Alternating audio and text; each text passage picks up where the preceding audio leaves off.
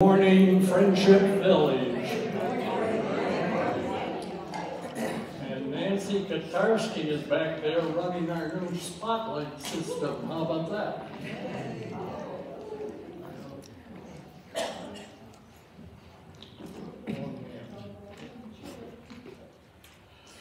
Katy Takahashi, known to us as Katy, was born in San Mateo, California in the 1940s to an immigrant family.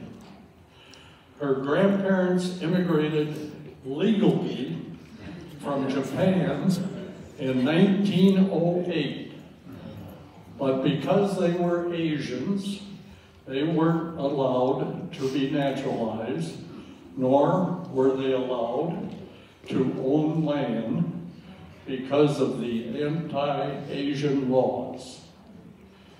Because of birthright citizenship granted by the 14th Amendment of the Constitution, her parents, born in 1913, were U.S. citizens.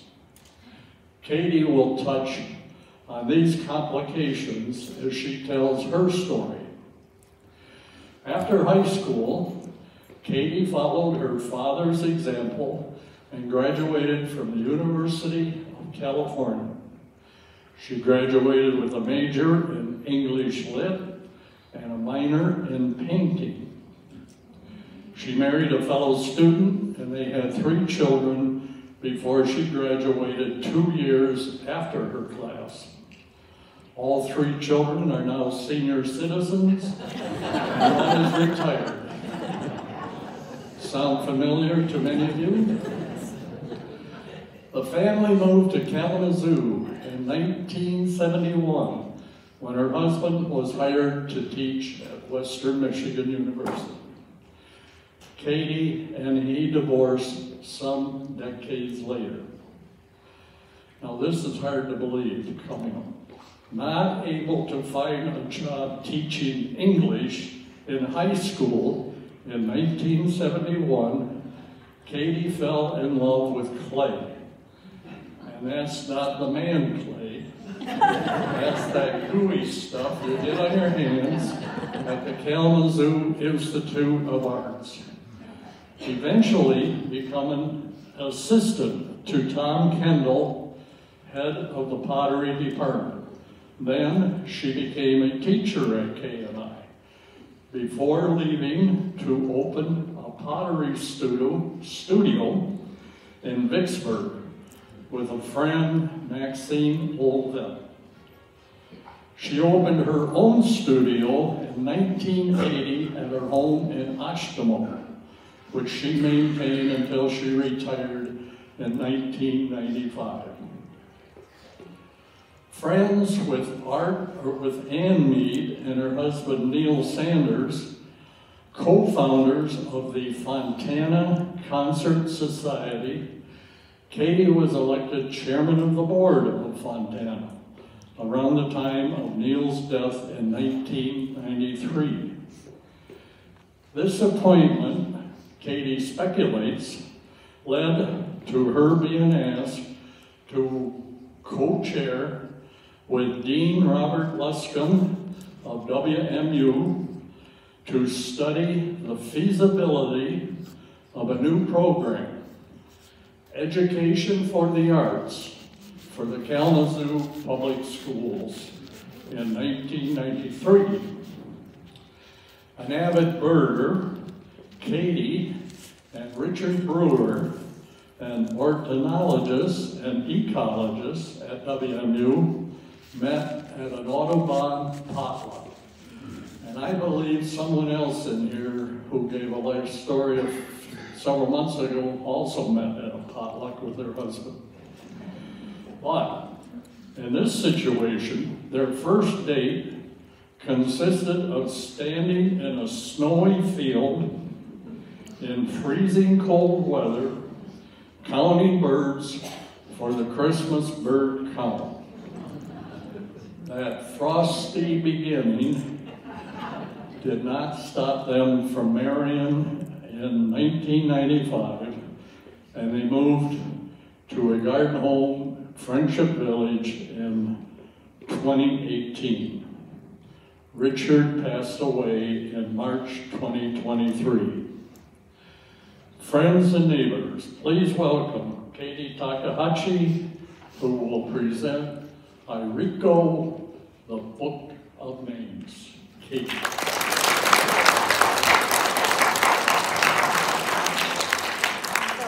can you hear me? No, speak up. Can you hear me? Yeah. Okay, better. So this is my grandmother, Nui Takahashi, with her oldest child. So this talk is bookended by a parent and child. So that's the, I'll just give you a hint. So let's see, I did that in a Photoshop class by Jim Regal in the KIA decades ago. But asked me to do a Photoshop now, and I couldn't do it. Okay. So I got all my information from my two aunts. My Aunt Grace, next to my son Hugh, was very close to her aunt, and so she had all the stories from the Takahashi side of the family. Now, my problem is I don't speak Japanese, and that's the problem with a lot of immigrants. There's a cutoff in the language, and you miss the language and the stories. And that's what I was lucky enough to get from these two aunts. My other aunt, Masako, had to take my grandmother back because my grandmother was mentally ill. She had to take her back to Japan because her relatives said, we'll take care of her after her husband died. So my Auntie Masako went over there. Unfortunately, World War II broke out, and she was not on the last boat back to the US. So she has been there ever since. During the war, she was dependent on her extended family, but she always said that she wanted to marry a Japanese Nisei, which is what she is, second generation American. But she didn't know it was towards the end of the war, but her relatives said, you know, Masako, you're getting this good offer. This probably was your last good offer. You better take it. So she did, and the war ended 6 months later. Yeah, but she has a wonderful family there. They've taken really good care of her. She's 102 now. But because of her, we got reconnected to our mother's side of the family, and we found out that, don't laugh, it's a historical Japanese family, and my grandsons love the parts where one of their ancestors boiled his enemies in oil, and another one was on the wrong side of a rebellion and got crucified. They love that, but it's not what everybody would love. So my Takahashi relatives came from that island over to the right, in the middle, Shikoku. And you can see there's a town called Matsuyama in a province called, you can't see that, Ehime. So that's where they came. And when they came, well, let's say this, they were economic immigrants. And probably, if you look back in your history, the people who came during 19th century, 18th century were probably economic immigrants too. In their case, the men had to come because there was a law of primogeniture. First son inherits everything, subsequent sons get nothing. So in order not to starve, they took advantage of recruiters who came from the United States to recruit for farm workers. And does this sound familiar? Yeah.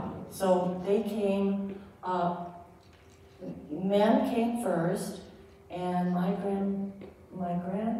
have my grandfather's passport from 1908, but I think he came maybe a couple years later, earlier to see what was happening. And then he went back and he asked my grandma to marry him, but her father said no, so they eloped. Yeah, I mean, she was quite a rebel.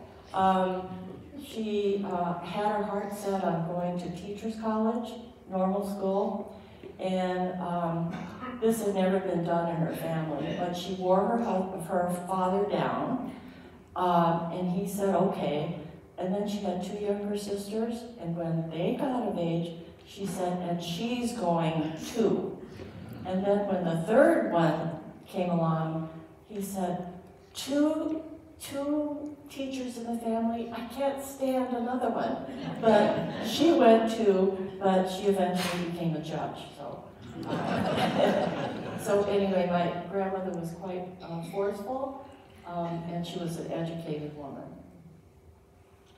This is my grandfather's passport. When they came, and I cannot find her passport. I mean, somehow they didn't save it, but so they show the ship he came, the date he came, he was admitted, and then on the other side is the Japanese, well, it's sideways, but it says the same thing in Japanese. And this is a portrait of the two in 1908. He was a bad businessman. One thing he thought is he'd make a lot of money selling dried fish. And the only people who bought dried fish were poor Japanese immigrants just like them. So then he went into several other things. But he ended up as a gardener, which in California is still the entry-level job for male immigrants. And let's see here. Oh, but when they came, there were a few impediments. And in 1882, there was a law called the Chinese Exclusion Act. It prevented Asians, except Filipinos, from naturalizing. So they were not able to naturalize, and they were not, and the next law, 1913, prevented them from owning land or buying a house. But by that time, my grandmother had gotten her aunt, her sister over here too. They had some, let's see, I can't remember whether she worked for this woman, but a white friend bought the house in her name. My granddad and uncle paid her the money, but she kept, the friend kept the title until my father came of age, and then transferred the title to him. So that's how they got around that law, by buying property in the name of their infant kids. So then, in 1956, California voters repealed the alien land laws, and in 1952, the McCarran-Walter Immigration and Naturalization Act passed in Congress. And this allowed Asian immigrants to become naturalized. But by that time, my grandparents were dead, so they couldn't take advantage of it. But my grand aunt and uncle studied for the test and passed. This is the normal school that my grandmother graduated from. And, well, let's see, it's too hard to, they're all dressed alike, they all have the same hairdos. So it's kind of hard to tell that she's there.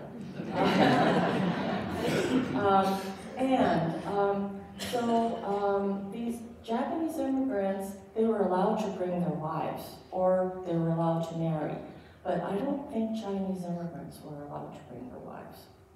So, but anyway, so they got here and they started having kids. And the first thing they wanted to hire was a teacher for their kids. So my grandmother, she interviewed with them, and she told them, do your kids go to the American school? And they all said no.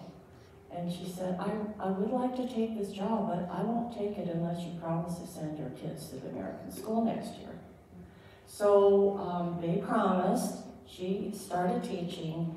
The next year when my Aunt Grace was in the first grade, there were kids that were 12, 13, 14 with her in the first grade. So they did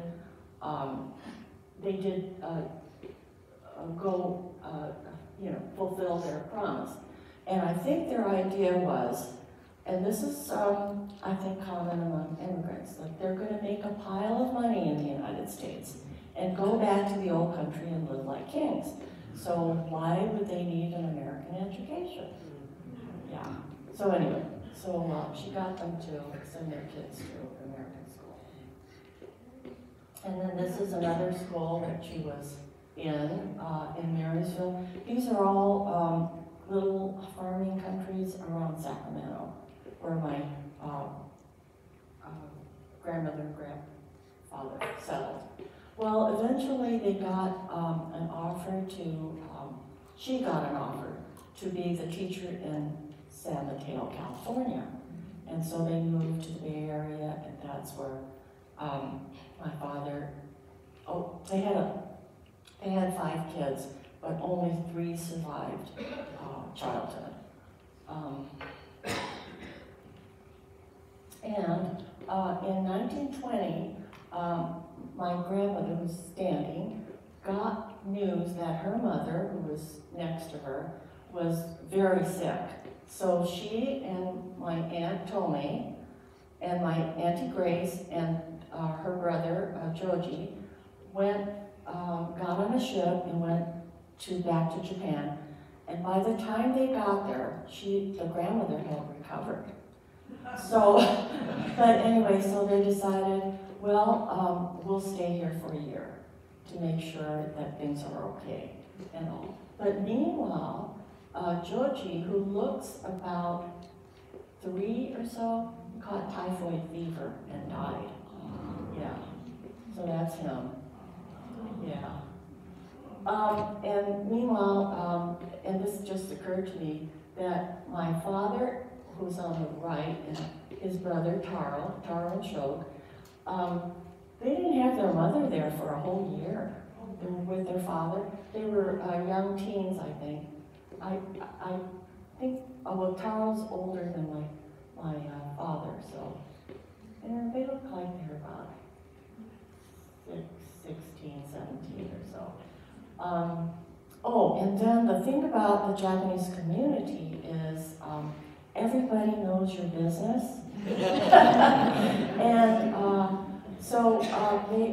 the community in San Mateo, they had grocery stores, dry cleaning,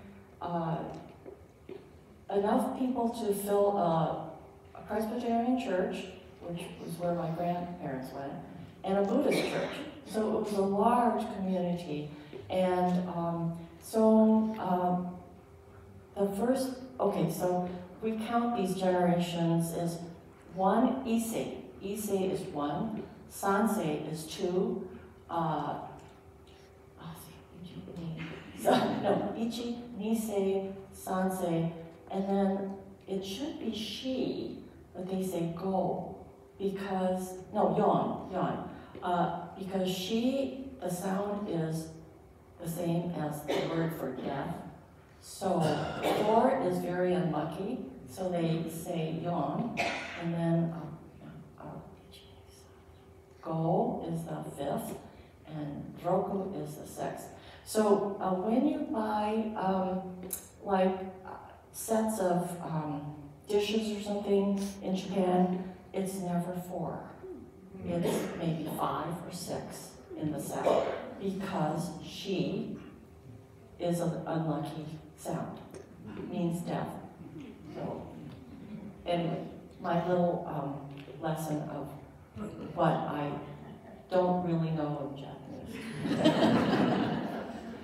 So the next thing that happened was December 7th, 1941, the Japanese Air Force bombed the harbor of Pearl Harbor and sunk many naval ships. And so this was the first thing that was very bad news for our community. And I went to the Japanese American National History Museum last August through an exhibit and to stamp this book of names called Iracho. And I saw this on the wall, so I took a picture of it because my parents always talked about the evacuation, relocation, because that's how it was described in the mass media and also by the government. But these are euphemisms to evacuation. Really means exclusion and forced removal. Relocation means incarceration in camps. Non-aliens are U.S. citizens of Japanese ancestry. So really it would be kind of a PR, it would be a PR blunder to say that they were going to jail U.S. citizens. So non-aliens, U.S. citizens, etc. So, and may be excluded, evicted from your home. And I have, okay, so Pearl Harbor, let's see. Well, within 4 months of, I guess I didn't write it here. So, let's see here. Okay, forgot to write it on this thing. But, so Pearl Harbor happened on December 7th, and the next thing was Presidential Order 9066, which allowed exclusion. Okay, here it is. The exclusion order gave the Secretary of War and military commanders power to exclude any persons from designated areas, which was the whole West Coast, Washington, Oregon, and California, to try to prevent fifth column activity, espionage, and sabotage. So really we were at war with Germany and Italy too, but they didn't round up Italians or Germans. They just rounded up us. And so within, I think it was like 6 months from the bombing of Pearl Harbor to when we were forced out of our home and put into a horse stall in Catherine racetrack. That was the first place that they put Japanese from the West Coast in several racetracks like Santa Anita and Catherine, because they didn't have a permanent place ready, which were they were getting ready in 10 areas in the interior of the country, and we went to Topaz, Utah after that, after these camps are ready. These are my parents in their late teens, and 9 years later, they had to do something with our home and take me. I was 2 years old and my grandma, and we were a family unit that evacuated together. And we lived in the same small area for a couple years. And that's my grandmother, and that's me. So that my parents were only 28 years old when they had to do this. And I've got grandchildren who are 28 years old. And I can't imagine that they would be able to do that, but you know, you do what you have to do. So this is not our next door neighbor, but our next door neighbor, Mrs. Gladys Pettis. And she came over one time and she said to my father, George, don't worry about your house. I will find somebody to rent it for however you're gone. And she belonged to an A&E church, somebody, African Episcopal Church. And sure enough, she found somebody she could trust, and when we came back 4 or 5 years later, the house was there. And then secondly, the owner of the department store, who I don't think my father knew very well, he called my father over and said, I have a basement under my store. Put your dental equipment in there for as long as it takes. So we were helped by 2 other minorities, an African American woman and a Jewish man. And after when I was talking to my mother about this, I said, well, did you get help from anybody else? And she said, the only religious organization that helped us were the Quakers. The only secular institution that helped us was the ACLU. So you find out who your real friends are when you're in a crisis like this. So this book is really a graphic novel, and it was published many decades ago about her experience. She was recently graduated from the University of California in Berkeley, and she was in Europe at the time that she realized she had to go back. And so she, after her experience in the removal, let's say, she wrote this graphic novel. And I've given the library a copy of it, so if you'd like to see it, it should be in the library now. Mine Okubo.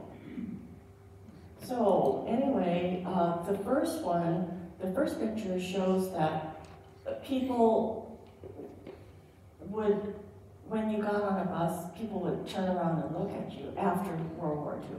You know, you were a figure of suspicion, and people didn't like sitting next to you, and so that she describes that. So then when they're sent to she went to Topaz just like my family. And so this is the mess hall. And there's some people, Japanese, who were drafted to clean up and all that. But, so this situation was common in the permanent camps too. And it just led to the dissolution of the families, because the teenagers didn't want to eat. They wanted to eat with their friends, and so they just couldn't have, you know, family dinners anymore. And then, so she and her brother were a family unit. So that's what it looked like in Tanforan, where we went to. They were shown into these horse stalls, which had been recently evacuated, and then they were told to go into this other place and fill these mattress bags with straw, and that's what they slept on. So then they had these communal bathing toilets, wash houses, where you had to kind of compete for a tub, or I think they had very few showers. And then here's a picture of people going to wash up in the morning. And then they, let's see, so in so January 29th, 1943, President Roosevelt announced that they would take volunteers for the U.S. Army from the camps. So, so these recruiters were going to come to the camps, but they, unfortunately, the government was in such a hurry, they didn't really check back on the history of the Japanese in America. And one of the questions was, do you forswear any allegiance to a foreign country? And not really realizing that if my grandmother signed yes, she would become a stateless person. But she did, because she didn't want to be separated from her family. You know, things like that, it just caused a lot of dissension. But then, so my father signed yes, yes, and he was interviewed for, by the Army. That's him. That's how he started out, and then that's how he ended up. Because after the war was over, he kept going to Army reserve camps in the summer. And one time I said, "Oh, Mom, don't you miss Dad when he goes to these reserve camps?" "Oh no, I'm free." Because of her. So anyway, yeah, so he was, so after he died, I went through his papers. He had every single paper from the Army, but he had no papers from his camps. Not one single thing. I never even found out what our family number was. So that's him. He served mainly in Italy and France. That's what he did behind the front. He was a medic, and he was there 3-4 years. That's his unit down below, and of course that's them too, mobilizing. That dog was the company dog. She was a little pointer, and at the end of the war, they wondered where she was going to go. So my father said, "Well, I'll take her." So we received a big crate, wooden crate one day, and there she was. So, cognac. So then, sometime, let's see, where is it? I can't read. But anyway, the San Francisco Examiner sent a reporter and interviewed my father, and went for broke. The motto of this 442nd was "Go for broke," and so that was the story of what my father told him it was like. And then he's buried at Colma, no, not Colma, the Golden Gate National Cemetery, and those are my two sons. We went there and met at my dad's grave. They live in California. Oh, and then Lee Bailey, my friend, sent me this Guardian article a couple of, maybe a year and a half ago, about this Eaterette Show, which is a book of names, and it has the names of everybody who was in the concentration camps. 125,284 people in this book. There's this picture in the book. So I called my cousin and said, "Well, are you interested in going to stamp this book?" And she said, "Oh yeah." And she lives in Irvine, California. So I flew out there last August, several of my other cousins met me, and we went and, oh, here's this article now. We met, and that's the book. You know me, and then my cousin opposite me is the other child who was in our family who went to the camps. And my other cousins, let's see, the two at the end are Linda's son and daughter-in-law, who rented a van and drove us there. And he also stamped some names. So it was a way of honoring our relatives. Just saying that we knew you were there. And there's my Uncle Charles, and that's his name. And that's him giving me a ride when I was a kid. And then afterwards, we went to this manju shop. These are Japanese pastries that they still have them in Japan, but they taste different. My son took his 4 kids and wife to Japan. They went all over. They tried every manju shop in the towns, and it was just not as good as the manju shop in Kyoto in San Francisco, across the bay from them. And I finally figured it out that our manju shops, and there are only about 2 more left in California, have recipes that are over 100 years old. So naturally, everything evolved, and they're different. So, yeah. So we were not satisfied. But then after we got back, I was 80 years old when I realized that San Mateo, where I grew up, was a red line district, a red line city. And as a kid, you don't realize that. You're just a kid, you're having fun with your friends, and our parents never talked about it to us. So this is why it was such a shock. And then these are, my parents moved out of San Mateo, San Mateo in the 50s. And the reason why they got to live in Belmont is they bought a lot and built a house. So all the houses there had, I believe, had restrictive covenants saying you could only sell to a white person. Yeah. And so this is how they got to Belmont. And I went back for my 50th high school reunion, and some guy came over to me and said, "Thanks for integrating our class." And I thought, huh?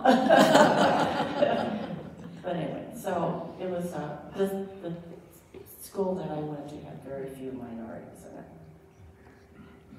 Oh, this is my 3rd grade class in San Mateo, which was the red line district. So in a red line district, the banks and the FHA agreed that in a red line district, people had very little ability to pay back their loans. So they weren't going to loan to them. So as the district get to blue, that's a very desirable lending group. So, and this is one of the reasons why black wealth has been held back for so many years, because they weren't able to get a loan to buy a house. So I marked my special friends. There's Billy, who is Mrs. Pettis' son. There's me, and then there's Mary, and then there's Toshiko. And then all these other kids are Japanese, Chinese, black, or children of recent immigrants from Slavic countries, or poor whites. So, and then my son, when I was 75 years old, he had a 75th birthday party for me, and there they are. Wow. Yeah. There's Toshiko, Billy, Mary, and Katy. Yeah, and then this is And then a lot of these are my relatives. So yeah, we had a lot of fun. And we are still in touch with each other, like 75 years later. So. Oh, okay. So this is the best paid job I ever had, and my former boss is in here, Tom Kendall. He just expected that my studio partner and I, Maxine Albert, could do anything.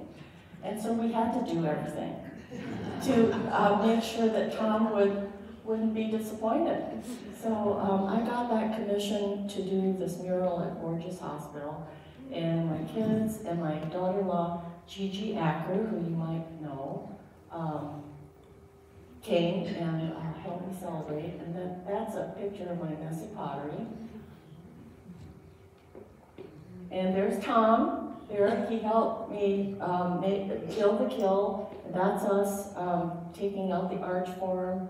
Tom might know who the other girl is. She probably was a studio helper too, but I didn't know her very well. And then I got to do things like cutting pike and playing with those guys in the sticks. That is a wood kill that was on Mike Hope, the guy on the right, property. It was a Centennial Farm, and I think it now is a dog park on KL Avenue. I doubt if the farm is still there, or that barn. But anyway, we had a great time, and Tom was a phenomenal teacher. Oh, and this is the best unpaid job I ever had. That picture up there is the statues in the park. My daughter, Tamar, sat for that, and that's her son, Jordan. And then here are my kids and their wives. And then these are 6 of my grandchildren. Oh, and then my husband Richard was very tolerant. So that's my oldest granddaughter there. We went to see Crazy Rich Asians when it came to Camp Kalamazoo. And then that's Richard and me when we were enlisting for a winter while he was writing his book. We were both very fanatic birders, so it was a good place. And then my cousin Linda's son got married in Hawaii, so we went to visit, and these are my stepkids, Phil and Jackie Brewer.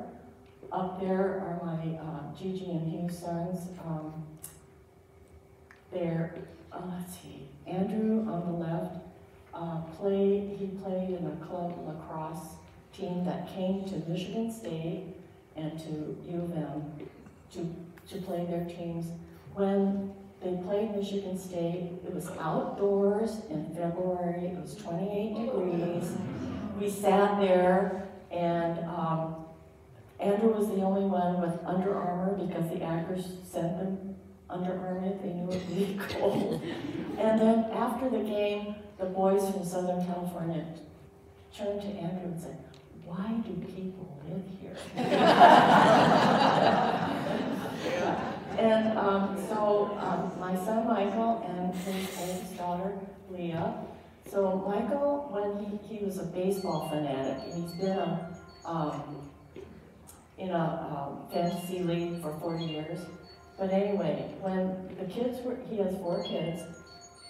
Is that somebody? Somebody's mom. Oh, okay. When he wanted to watch a baseball game, he would line all the kids up, and then they would watch together. And then after dinner, he'd sit the kids down and they'd play a half an hour of poker. Yeah, but because of that baseball training, my daughter, when she went to college, she was on the college intramural baseball statistics league team, and her former teammates, one is in the back room of the Red Sox, the other one is in the back room of the Seattle Mariners, and when they are in the World Series or games, playoff games, they send her tickets. So I think that's it. The Red Sox place. And then this is my last one. This is my grandson Shane, and then his son James William. And you can see that somehow U of M is just got a lock on people who didn't even go there and don't even live in Michigan. So, anyway, that's it. Thank you.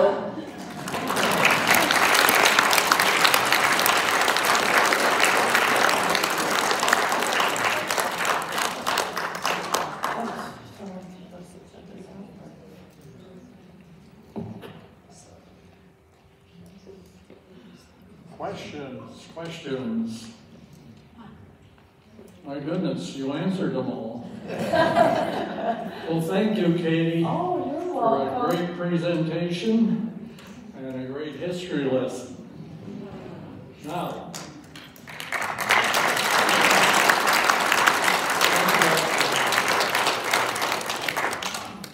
this will be my last life story.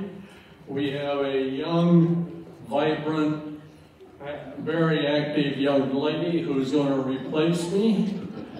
And it's been a pleasure to serve as chairman of the Life Stories for the last 2 years and 3 months. I would like to thank the 27 people who gave their life story. They've all been great, and we're looking forward to the future. Sandy will be your leader starting now.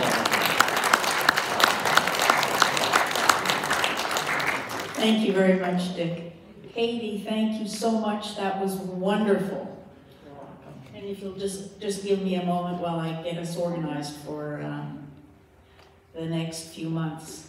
I'm going to be hosting Life Stories, as Dick said. And Life Stories depends on all of you. First, we have to have an audience. The other part is we have to have storytellers. So I'm looking forward to meeting storytellers that would like to come up and tell us their stories. Everyone has a story. This was the story of Katy Takahashi's journey from her great-grandmother all the way through to her great-grandson. So you see that we all have very interesting stories. If you are going to tell a story, you don't have to do it alone. Life Enrichment helps people. They especially help with perfect videos, but they'll also help with the storyline, helping you organize that, and helping you also format what you're going to be talking about. So I do encourage people to think about sharing your life story with us. Coming up next month, April, Molly Williams, and the title of her talk is It's a Man's World, or Is It? We all know Molly Williams. And then in June we have Deb Dunstan, who's going to be doing her life story, and it's called Hope. We're looking forward to that. And then in June, we have Deb Dunstan. I don't have a title yet from her. And I'm starting the book for August on. So there's lots of time for people to think about how to get a story going and start getting ready for August, September. Or are you waiting to volunteer? No. I'm not doing it twice. You have to have somebody else coming in May. You said my name twice. That's who's coming in May? Deb, somebody else. I'm not Hope. Oh, Deb Dunstan. Me. Yes. Come here. You don't know me. Deb, I thought I said that you were coming and that I didn't have a title yet for you. But who's in May? You need to tell them who's Oh, Deb McCluskey. There you go. Debbie McCluskey. Oh, did I not say Debbie McCluskey? Oh my goodness. Oh my goodness, she's going to crucify me, you know that. Oh man, now I'm in trouble. Because mine's not Hope. Hers is hope. Thank you. And I can't see you, so I didn't know it was you, Deb. I know you. All right. So thanks very much for coming. See you next month, and have a great day. Bye-bye.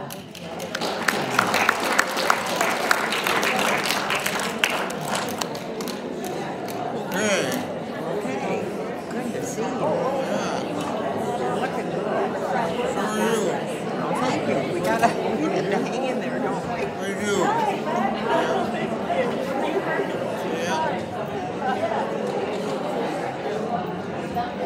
How's your family? Yeah, that's right.